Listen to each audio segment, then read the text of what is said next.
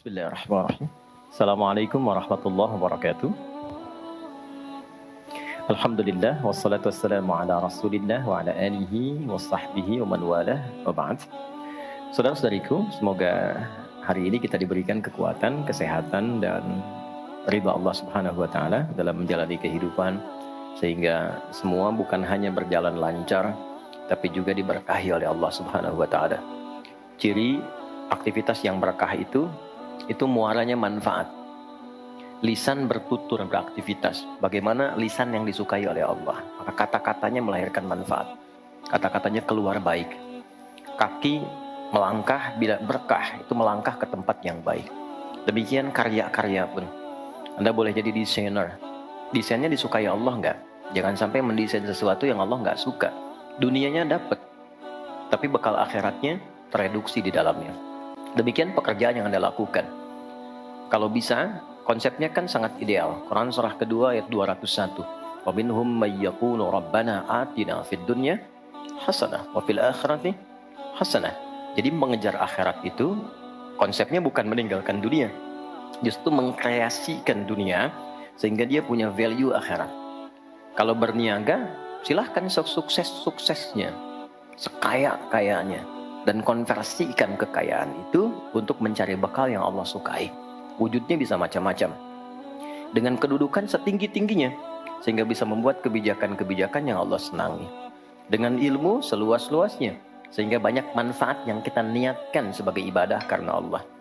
Dengan tenaga sebaik-baiknya. Mungkin ada yang di suara, mungkin ada yang di tangan, di kaki. Bilal kan cari surganya dengan suaranya, dengan adzan, bukan dengan harta. Bilal ditawari jadi hakim agung sepeninggal Nabi, setaraf ketua MA gitu ya. Itu ditolak oleh beliau dengan halus, karena beliau passionnya memang menggunakan suara, bukan menggunakan yang lainnya. Baik, saya minta maaf dalam dua hal. Yang pertama, saya agak pilek hari ini karena memang beberapa kegiatan kemarin agak padat. Yang kedua, kita akan agak sedikit cepat karena kami ada agenda safar hari ini. Karena itu kita agak berbeda, mungkin agak lebih cepat dan supaya waktunya lebih efektif. Seperti yang pernah kita sepakati bersama di bulan yang lalu, bahwa kajian kita akan terfokus pada pembahasan seputar sholat. Saya sudah buatkan kurikulumnya untuk sepanjang kajian ke depan, sehingga tahu apa yang mau dibahas, materinya sampai dengan waktunya. Mungkin nanti saya akan koordinasi dengan Mas Dimas atau dari musyawarah, kirimkan email.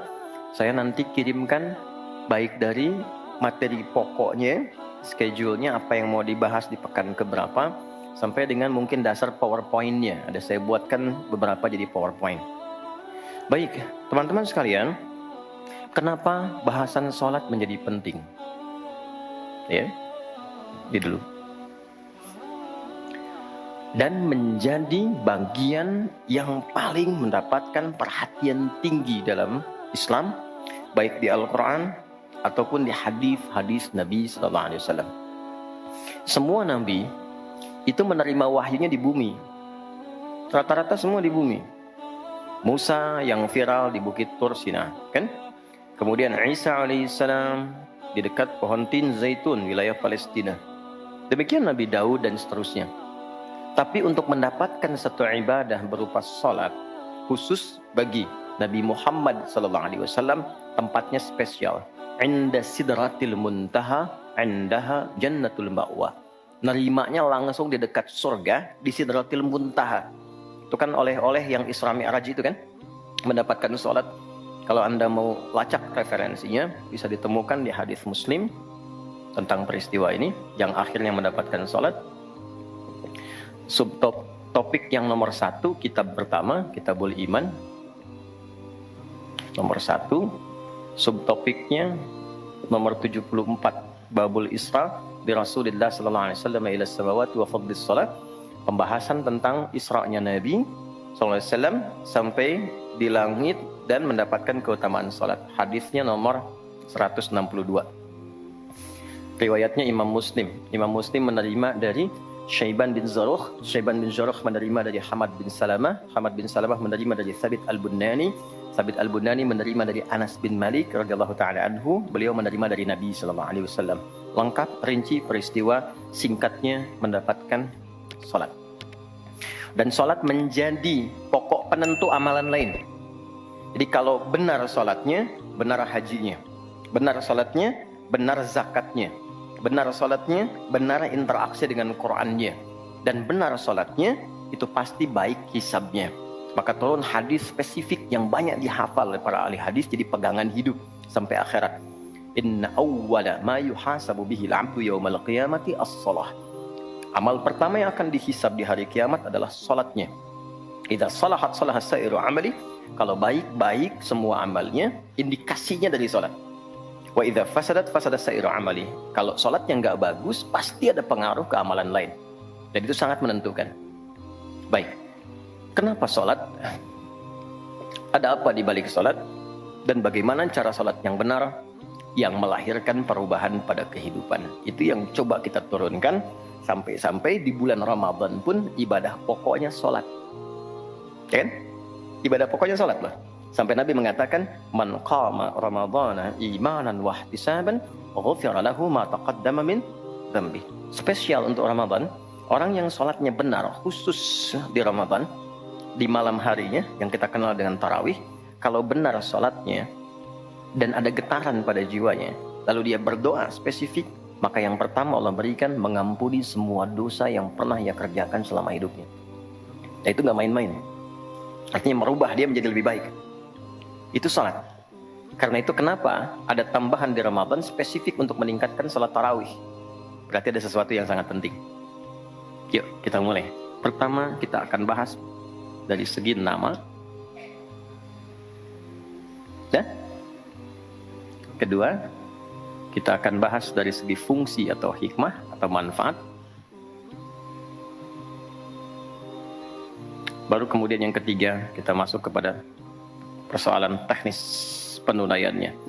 Baik bacaan, cara, makna. Kita belajar dari mulai menunaikan bacaannya apa, maksud dari itu apa. Ya. Baik, kita mulai cepat. Salat. Apa itu salat? Doa. Apalagi? Kenapa doa disebut salat? Kenapa nggak disebut doa aja? Apa itu salat? Doa. Apa itu doa? Salat. Oke, yuk kita urutkan dari segi katanya dulu. As-salah, kurang lebih begini. Nanti ada versinya, ada yang pakai waw, itu ujungnya nanti kembali ke alif. Ini ya. Teman-teman, salat itu seakar dengan kata silah. Silatun. Seakar verbnya, kata kerjanya dengan kata wassala. Usul. Silah dalam bahasa Arab artinya sesuatu yang terhubung kuat, sehingga dengan erat dan kuatnya ini sulit dilepaskan. Pernah dengar silaturahmi? Ya kan? Kenapa disebut dengan silaturahmi? Karena ada hubungan perhatian kasih yang dalam, sehingga dimanapun dia masih tersambung untuk memperhatikan. Jadi silaturahmi itu bukan begini, bukan Anda kumpul menyapa di teman yang hadir. Itu bukan silaturahim. Anda menyapa orangnya ada, wajar, orangnya masih ada. Tapi ketika Anda pulang, Anda mendoakan dan support pada kebaikan, itulah silah namanya. Nah, hubungan yang melatih kita supaya terus terhubung dengan Allah, sehingga tak terpisahkan pengawasan Allah kepada kita, perlindungan Allah kepada kita, pemberian Allah kepada kita di setiap waktu dan tempat dimanapun, itu dinamakan dengan sholat namanya. Karena itu, ciri keberhasilan orang yang sholat, yang pertama kali dapatkan adanya konektivitas dengan Allah, sampai dia koneksinya ke Allah. Karena itu disebut wusul. Kenapa secara fikih dinamakan dengan doa? Karena saat berdoa kan terkoneksi dengan Allah, ya kan? Nah, doa yang terkoneksi secara formal kepada Allah itu disebut dengan sholat. Quran surah keempat, dalilnya An-Nisa ayat 103. Quran surah 4 ayat 103. Paling kanan agak sedikit ke atas tuh di mushaf standar. Fa'idza qadaytumus salata, maka jika Anda telah tuntas mengerjakan salat, fadhkurullaha, maka cirinya dia akan cepat terkoneksi kepada Allah. Itu pengertian hikmahnya. Kalau pengertian fikihnya, habis sholat cepat zikir. Zikir itu artinya terkoneksi, nyambung. Kenapa setelah sholat ada zikir lagi yang menyambungkan? Karena ada orang yang sejak saat sholat belum nyambung dengan Allah. Itulah sebabnya nanti kita akan belajar. Masih merasakan nggak? Pernah nggak begini? Sebelum sholat mau fokus nih, tapi begitu takbir Allahu Akbar, yang akbar di lisan Allah, tapi yang akbar di pikiran, project. Ya, status belum diupdate, nyimpan sendal di mana, jemuran belum diangkat, ya kan? Ya, pernah nggak suasana itu hadir? Nah kan, nanti kita akan belajar. Nah, kalau akumulasi semua ingatan itu mengganggu khusyuk kita sehingga kadar khusyuknya kecil dan belum terkoneksi dengan Allah setelah sholat, maka coba zikir sampai nyambung. Idealnya ketika sholat selesai, itu punya konektivitas dengan Allah, nyambung. Ingat Allah. Qiyaman. Baru dia berdiri jalan sudah ingat Allah. Makanya kalau ada orang keluar dari masjid dan dia nyambung dengan Allah, itu mustahil tertukar sendal. Oke? Karena saat dia pakai, dia merasa diawasi Allah. Ya Allah, salah. Bukan punya saya. Yang saya yang itu rupanya dia pakai, padahal dia ke masjid nggak pakai sendal. Ini memang ada yang salah dengan sholatnya. Oke, balik ke sini. Maka kalau dia berjalan jalannya baik, kalau dia duduk bekerjanya baik, nggak mungkin maksiat, nggak mungkin menyentuh yang salah, karena saat dia menyentuh dia merasa dilihat Allah. Itu yang disebut dengan ihsan namanya. Di orang yang punya koneksi dengan Allahnya kuat, itu akan mudah menjalani kehidupan. Anda punya koneksi dengan teman-teman yang punya kedudukan tertentu, aksesnya mudah kan? Anda punya koneksi dengan Allah, apa yang sulit bagi Allah? Masalah dikecilin, bukan gak dapat masalah. Masalahnya sama, bagi orang lain besar, bagi si fulan kok ringan. Karena sebelum mendapatinya, akses dia ke Allah tinggi, Allah ringankan untuk diterima di hatinya. Dilapangkan hatinya sebelum menerima persoalannya. Jadi ketika menerima persoalan dia tinggal senyum aja, selesai. Macet, yang lain gelisah. Alhamdulillah macet. Bisa hafalan dulu, bisa baca dulu, bisa mengerjakan yang lain dulu. Ini semua dibaca dengan nyaman karena konektivitas yang tinggi dengan Tuhan. Jadi ternyata ketika diminta menunaikan ibadah salat, ada hal yang sangat besar yang Allah ingin berikan kepada kita semua. Saya ingin tanya teman-teman, berapa waktu yang Allah mintakan kepada kita untuk menunaikan salat? Berapa? Tiap hari kita kerjakan. 5 kan? 5 kan? Nomor koneksi dengan Allah. Masih ingat nomornya? 24434 klik. Naik. 2 subuh, 4 duhur, 4 asar, 3 maghrib, 4 isya kan? Ayo bikin status. Ya kan? 5 waktu kan? 5 waktu kan? Kenapa 5 waktu? Salah satunya karena di dalam Quran diisyaratkan orang yang benar salatnya sesuai dengan yang diajarkan Nabi, sesuai yang diisyaratkan Quran, akan mendapatkan 5 kemuliaan dalam hidupnya yang tidak didapatkan oleh orang yang tidak salat. 5 ini. Itu yang coba kita akan keluarkan. Itulah sebabnya kenapa salat sangat ditekankan, kenapa salat diwajibkan. Karena Allah mewajibkan kita mendapatkan semua kebahagiaan dan kesuksesan yang kita ingin raih dalam kehidupan. 5 ini. Yuk kita mulai. 1. Izinkan saya memulai dari sini supaya kita punya motivasi untuk menunaikan sholat. Jadi kalau nggak tahu yang 5 ini, cara pandangnya kepada sholat jadi beban. Baru aja sujud, dasar lagi. Baru maghrib, udah isya lagi. Ya kan? Nah, ayo isya. Tadi kan udah mau maghrib. Kan? Pernah merasakan itu? Karena cara pandangnya menilai sholat sebagai beban. Padahal ketika Allah wajibkan, itu cara mewajibkannya bukan sebagai beban, sebagai motivasi yang mengantarkan pada keindahan. Satu, kita cepat. Quran surah ke-20 di ayat yang ke-14. Tafsirnya Quran surah 13 ayat 28. Satu paket. Kita pakai Quran hadis aja ya, biar nggak bisa didebat. Oke, Quran surah ke-20 ayat 14. Innani anallahu la ilaha illa ana fa'budni wa aqimis salata li dzikri. Sayalah Allah, kata Allah. La ilaha illa ana. Gak ada Tuhan yang layak dipertuhankan kecuali saya. Ini kalau kita belajar ngaji tentang tauhid, ya, belajar mengaji tentang dasar keyakinan, akidah. Ini ayat yang paling real, yang paling mudah dipahami, yang paling kuat pengakuannya. Saya coba mengumpulkan koleksi beberapa kitab-kitab yang disucikan. Saya kumpulkan, nggak ada satupun kecuali di Quran yang tegas mengatakan, Tuhannya langsung mengatakan, tidak mewakili perwakilan. Sayalah Allah, satu-satunya yang dipertuhankan, sembah saya. Coba di Quran.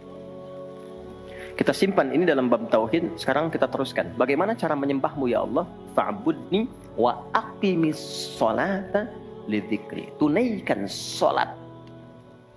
Ya, sebagai pembuktian penyembahan kepadaku. Lidzikri. Untuk mengoneksikan dirimu denganku. Satu, salat adalah pembuktian sebagai hamba. Pembuktian iman. Pelan-pelan. Yang pertama, teman-teman sekalian, ketika Allah menerangkan fungsi salat yang pertama untuk membangun konektivitas yang kuat dengan Allah, itu ternyata dasarnya bukan materi, bukan kedudukan, tapi penghambaan. Supaya engkau membuktikan diri engkau itu hambaku, sembahku, lewat salat. Jadi kalau ada orang yang mengatakan, Tuhanmu siapa? Allah, tapi dia nggak mau sholat, itu kata Nabi, belum sempurna kebertuhanannya kepada Allah. Ya, al-farqu bainal mu'min wal kafir, tarku sholat, kata Nabi. Perbedaan orang yang mengaku beriman dengan yang belum beriman, dilihat dari sholatnya. Jadi kalau dia sudah menunaikan sholat, itu pembuktian keimanannya kepada Allah, kebertuhanannya. Jadi kalau ada orang mengaku muslim, dia belum menunaikan sholat, maka dipertanyakan keimanannya. Karena itulah kemudian kata sholat disebut juga di Al-Quran dengan kata iman. Buka Quran surah kedua ayat 143. Lihat di pertengahan. Wa ma kana Allahu liyudhi'a imanakum. Jika ada hamba siapapun menunaikan sholat, aku nggak akan sia-siakan sholat yang dilakukan dengan imannya itu. Maksudnya apa? Akan dibalas, diberikan perhatian sesuai dengan kadar sholatnya. Disebut dengan iman. Dan yang paling dahsyat, ketika seseorang sholat menghamba, kan gerakannya ruku, sujud, menghamba kan?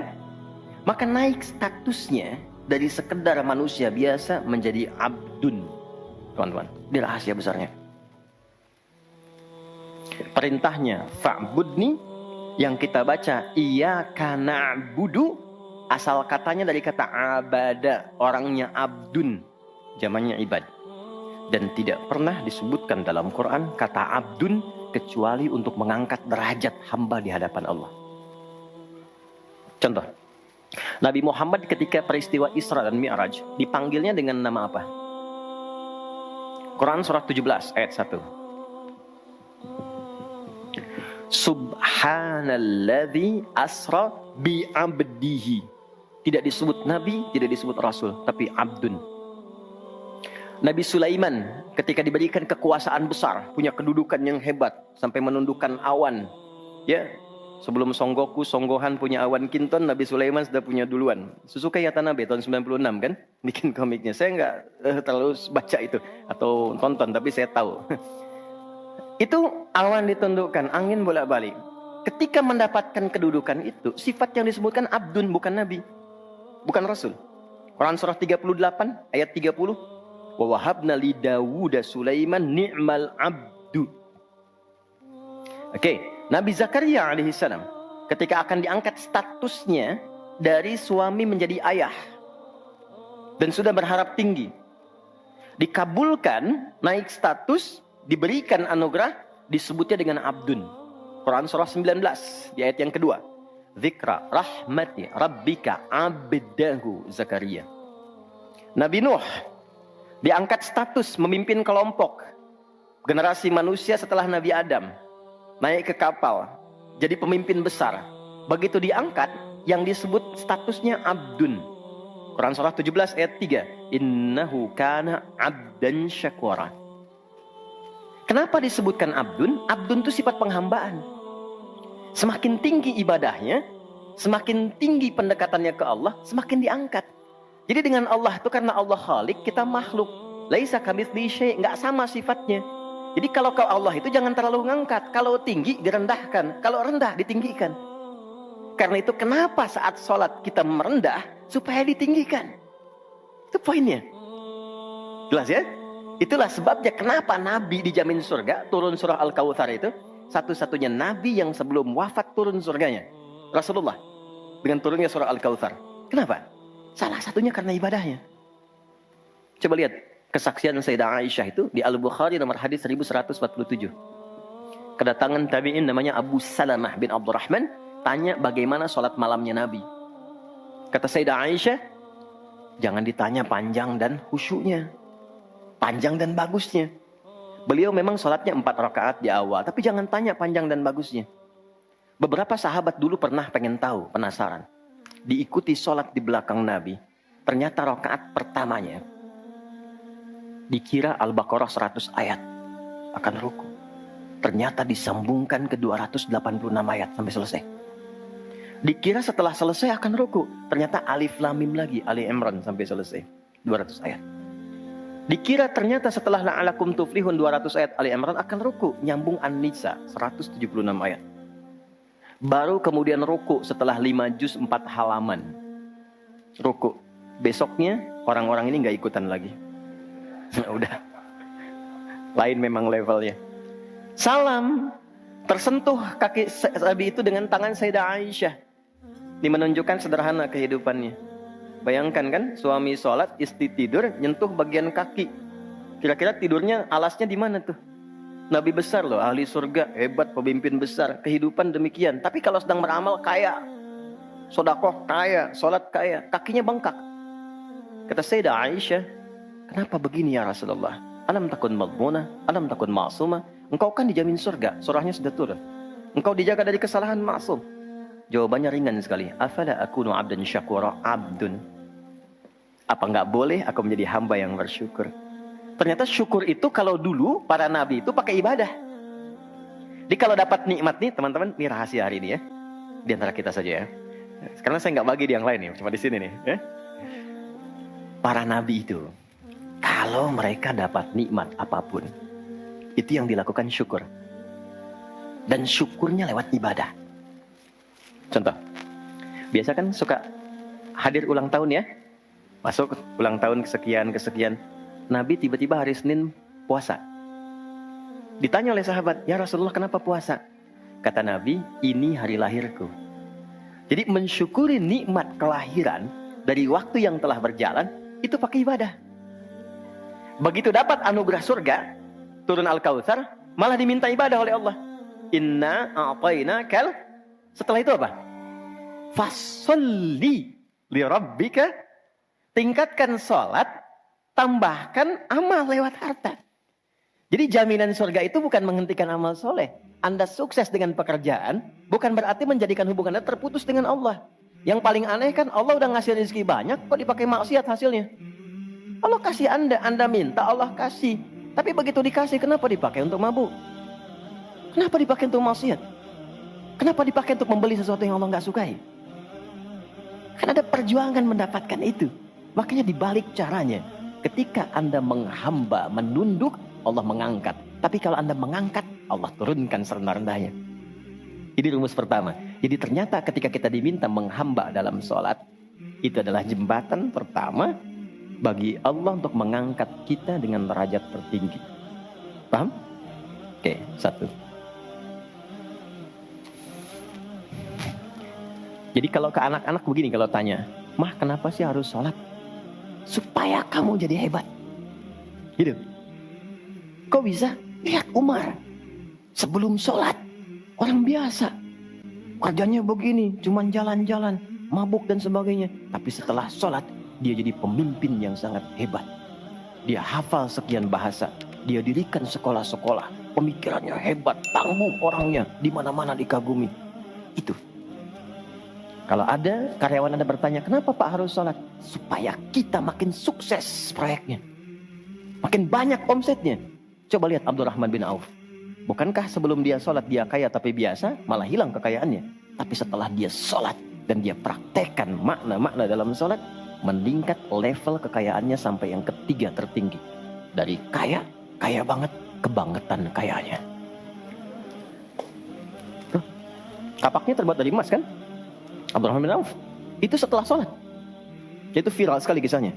Ya, jadi ini bagian pertama. Jadi ketika ada panggilan hayya 'alas shalah, atas jak Allahu Akbar, rasakan panggilan itu ingin mengangkat derajat kita. Jadi kalau panggilan sholat itu dipahami sebagai hanya tuntutan ibadah, nanti jadi beban. Allahu Akbar, si ngantuk ya Allah. Tapi ketika Anda sudah merencanakan, kan malamnya kita bikin kurikulum, kan kegiatan kita tuh nyambung. Malamnya istighfar, menyiapkan kurikulum untuk besok. Istighfar itu mengoreksi yang belum bagus apa hari sebelumnya. Katanya pengen ke surga, surganya Firdaus, tapi sholatnya masih bolong-bolong. Baca Quran belum maksimal, sedekah belum ada. Kita koreksi besok direncanakan. Saya pengen sholat di tempat ini.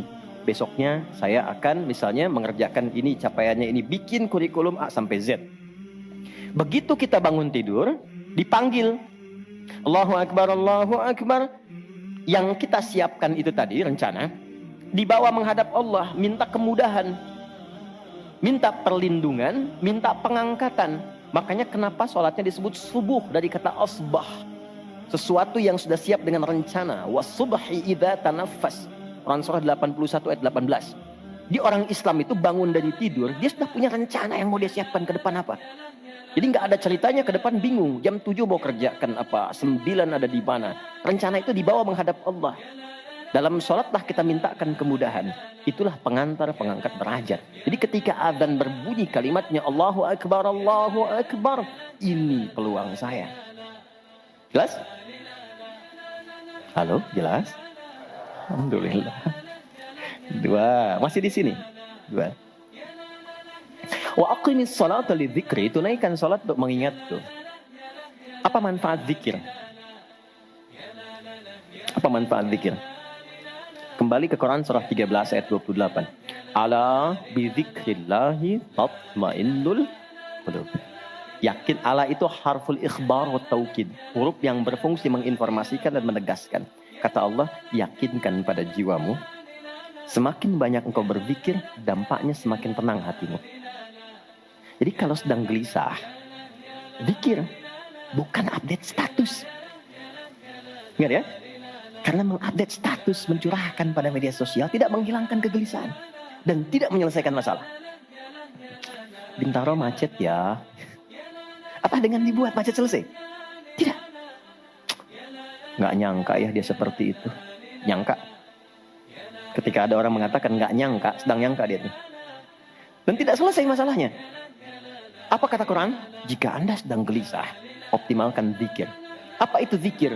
Semua jenis kegiatan yang menyambungkan kita dengan Allah. Misal, doa. Doa itu di Quran disebut zikir.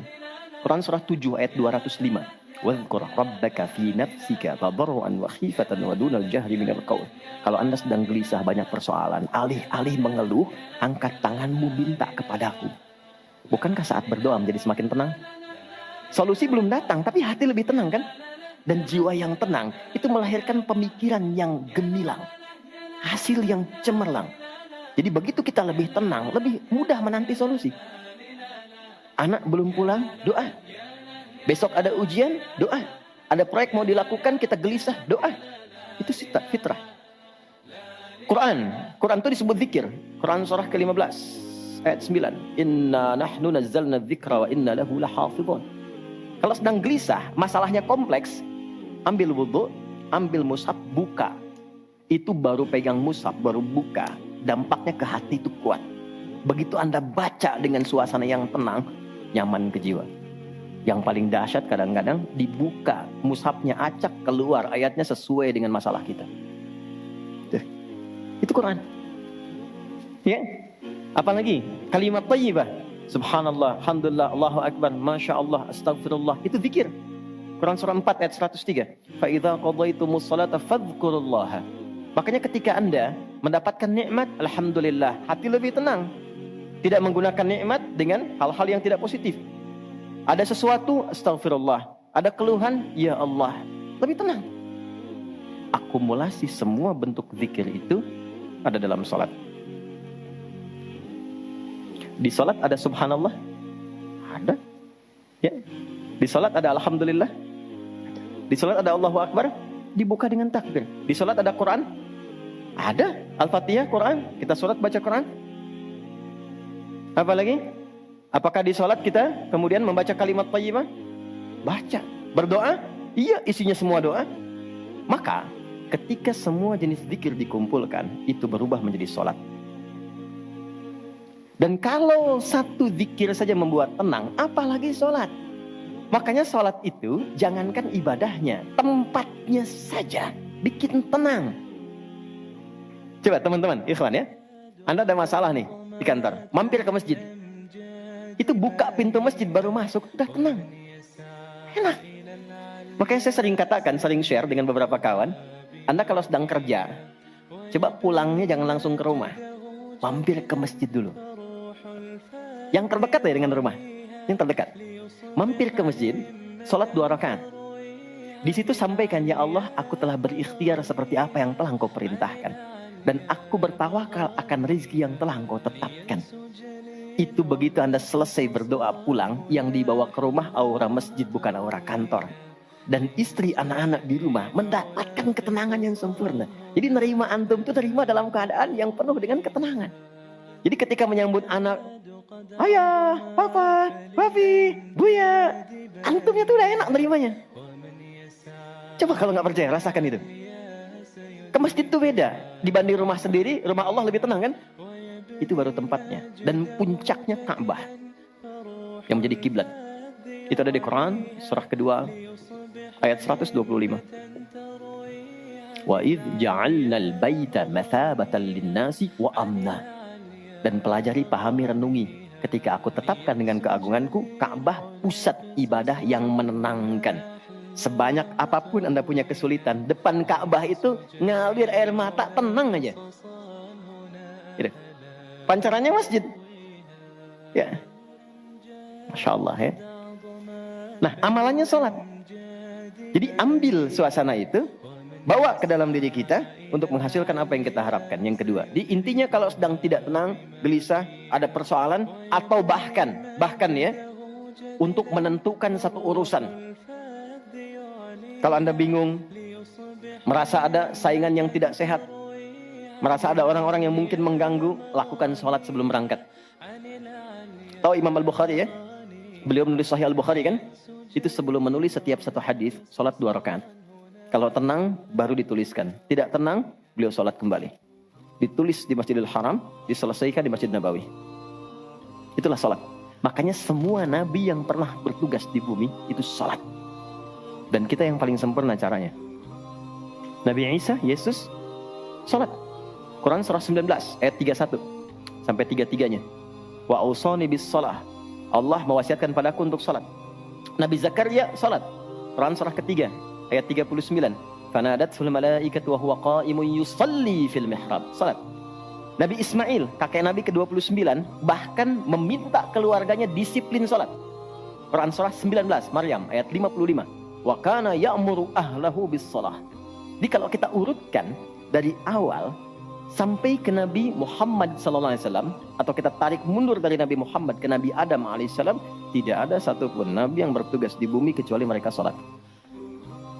Muhammad SAW bin Abdullah bin Abdul Muttalib bin Hashim bin Abdul Manaf bin Qusay bin Murrah bin Kilab bin Ka'ab bin Ghalib bin Fihir bin Malik bin Nadar bin Kinana bin Khuzaimah bin Mudrika bin Ilyas bin Nizar bin Mudar bin Ma'ad bin Adnan bin Adi bin Adri bin Muqawwam bin Nahur bin Ya'rub bin Yasjub bin Ismail alaihissalam, bin Nabit bin Ismail alaihissalam, bin Ibrahim alaihissalam, bin Adhar atau bin Nahur, bin Abir bin Kinan bin Arfakhshad bin Sam bin Nuh alaihissalam, bin Mihlail bin Matushala bin Kinan bin Anwas bin Tis bin Adam alaihissalam. Semua tersambung. Ayo ulangi. Semua salat. Oke? 3. Quran surah 29 ayat 45. Salat bila dikerjakan dengan benar akan merubah pelakunya menjadi lebih baik. Secara singkatnya, salat mendidik kita menjadi pribadi yang baik. Nah, sumber keburukan itu yang menjadi lawan dari baik itu ada 2. Jadi kalau ada orang yang tidak baik, anak yang kurang baik, ayah yang kurang baik, ibu yang kurang baik, itu artinya ada satu dari 2 ini yang melekat pada dirinya. Satu disebut dengan fahsya.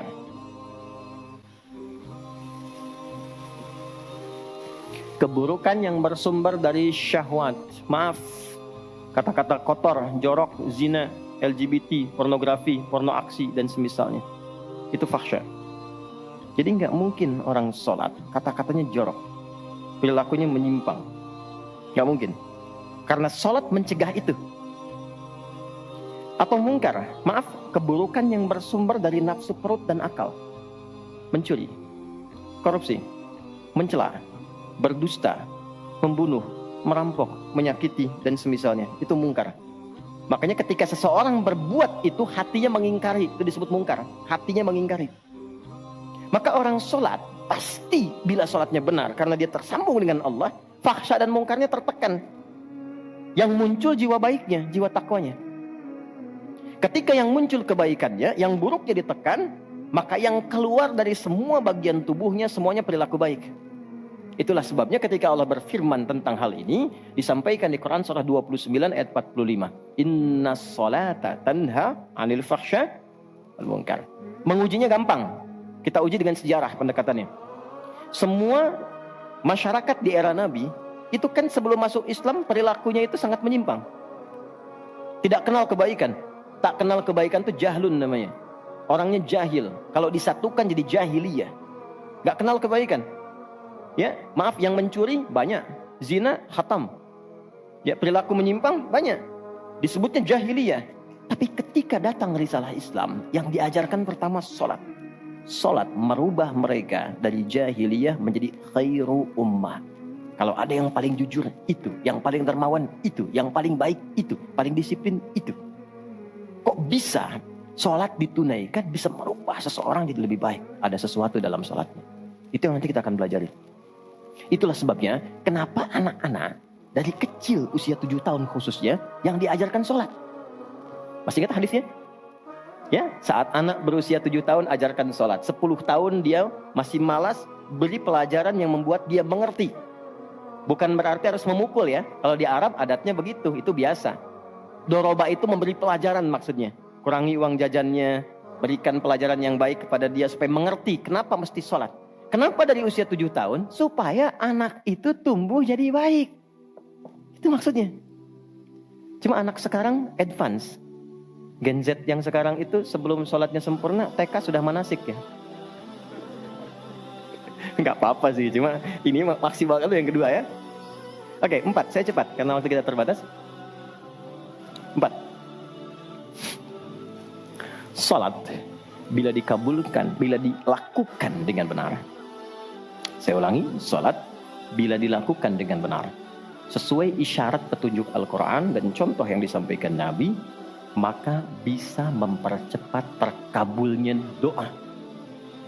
Oke? Mempercepat terkabulnya doa.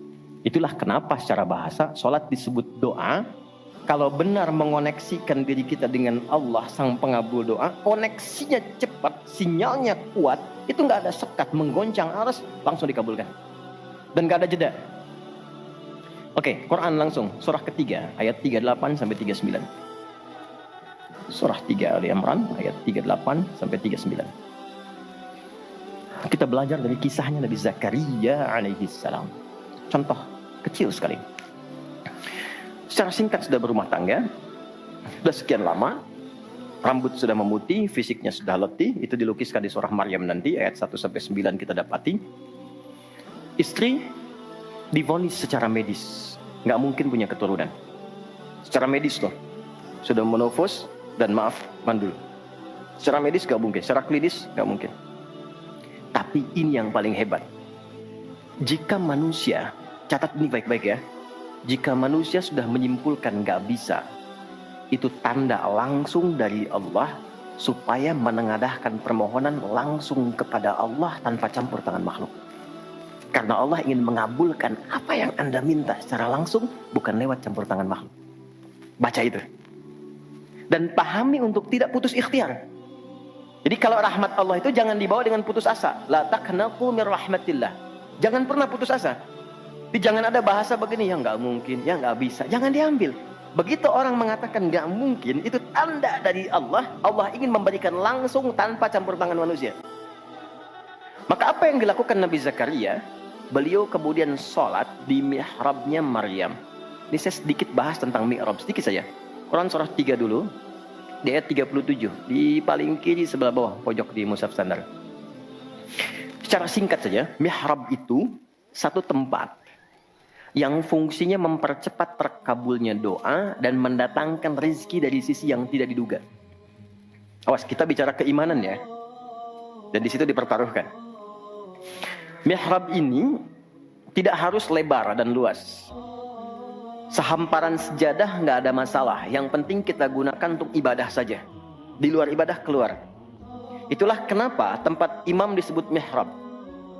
Kenapa? Karena imam mewakili makmum untuk memohon kepada Allah dalam sholat berdoa. Makanya kualifikasi imam mesti khusus, bukan imam biasa. Baik. Kemudian tidak harus di masjid, di rumah boleh dibikin. Maryam pernah dibuatkan mihrab.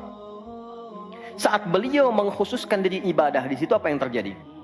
Fataqabbalaha rabbuha biqabulin hasanin wa ambataha nabatan hasanan wa kaffalaha Zakaria.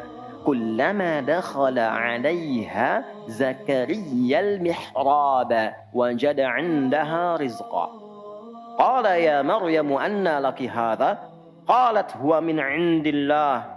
Innallaha yarzuqu man yasha' bighairi hisab. Ini poinnya.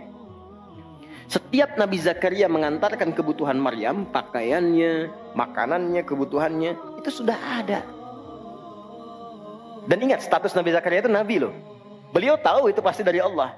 Tapi ingin dikonfirmasi apakah pendidikan beliau selama ini sudah meresap pada jiwanya atau belum. Ditanya, Maryam dari mana semua ini? Maka beliau jawab, Maryam jawab, huwa min indillah. Paman, ini semua dari Allah. Baik ya? Allah memberikan apapun yang ia kehendaki tanpa batas pada siapa yang diingini. Maka ini dibaca oleh Nabi Zakaria. Mayyasha itu. Jadi kalau ada di Quran diksi mayyasha, jangan simpulkan ini untuk dia saja. Maksudnya, jadi seperti dia, maka Allah akan berikan seperti Allah berikan kepada dia. Maka Nabi Zakaria kemudian sholat di mihrabnya Maryam itu. Minta sesuatu yang selama ini kata orang terbatas. Apa yang dilakukan? Sholat. Dalam sholatnya minta. Perhatikan cara mintanya. Satu, menyebut nama Allah sesuai kebutuhan. Jadi Allah bentangkan semua nama terkait semua kebutuhan kita. Anda butuh rizki, sebut ya Razak. Anda butuh ilmu, sebut ya Alim. Ya kan? Anda butuh ketahanan mental diri, sebut ya Sabar. Itu 99 tersebar. Itu rumusnya di Quran surah ke-17 ayat 110. Quran surah 17 Al-Isra ayat 110.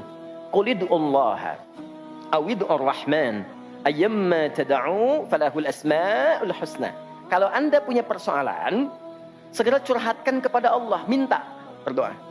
Sebut ya Allah yang standar, atau ya Rahman naik sedikit, atau pilih nama yang sesuai kebutuhan kita. Jadi nggak harus semua disebut, takutnya nggak butuh dikasih. Ya Allah ya Sabar, nggak pengen punya masalah, turun masalah kan? Nah, Nabi Zakaria divonis ada keterbatasan, nggak mungkin diberi. Maka beliau meminta dengan nama Allah yang memberi tanpa batas. Dalam bahasa Arab disebut dengan Wahhab, pemberi tanpa batas. Kalau dialihkan jadi bentuk permintaan, fi'lil amri lit talab. Bukan perintah di sini tapi untuk meminta, maka rubah kalimatnya jadi hab. Kalau untuk pribadi, habli. Untuk komunal banyakkan hablana. Karena ini kasusnya pribadi, maka di ayat 38 beliau meminta, hunalika di mihrabnya Maryam, da'a Zakaria rabbah. Berdoalah Nabi Zakaria kepada Allah Rabbnya. Perhatikan, qala rabbi habli min ladunka dzurriyyatan thayyibah innaka sami'ud du'a. Ini fikih doa yang penting dipelajari. Ya Allah, jadi kalau terjemah bebasnya begini, mereka mengatakan aku nggak mungkin punya keturunan. Maka aku memohon darimu saja yang tidak punya batas dalam pemberian. Mereka katakan aku nggak mungkin. Aku memohon kepadamu yang tidak punya batas dalam pemberian. Innaka sami'ud du'a, sungguh engkau pasti mendengar doaku. Kalau kepada yang maha mendengar tidak terkabul juga, kepada siapa lagi aku mesti memohon?